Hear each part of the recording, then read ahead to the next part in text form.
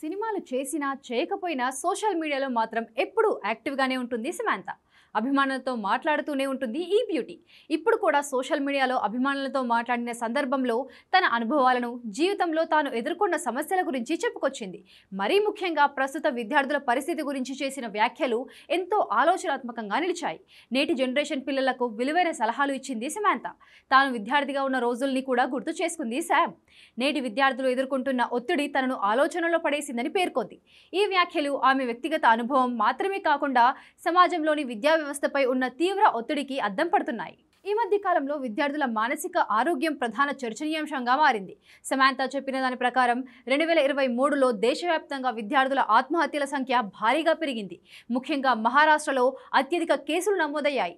ఈ గణాంకాలు కేవలం ఒక రాష్ట్రానికి పరిమితం కాకుండా భారత విద్యా వ్యవస్థలోని లోపాలను ఎత్తి చూపిస్తున్నాయి. అది పరీక్షల ఒత్తిడి కావచ్చు, ఇప్పుడున్న పోటీ వాతావరణం కావచ్చు, సరైన మానసిక మద్దతు లేకపోవడం కూడా దీనికి కారణాలు కావచ్చంటుంది సమంత. విద్యార్థులపై పెరుగుతున్న ఒత్తిడి కారణంగా వాళ్ళు తమ స్వీయ విలువను మార్కులు, ర్యాంకులు, ఫలితాలతో కొలవడం ప్రారంభించారని, తల్లిదండ్రులు, ఉపాధ్యాయులు, సమాజం అందరూ అంచనాలను పెడుతుండడంతో పిల్లలు మానసికంగా అలసిపోతున్నారని చెప్పింది సమంత.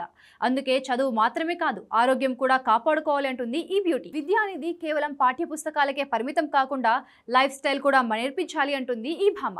మానసిక ఆరోగ్యం గురించి అవగాహన కల్పించడంలో స్కూల్స్, కాలేజీలు కీలక పాత్ర పోషించాలి.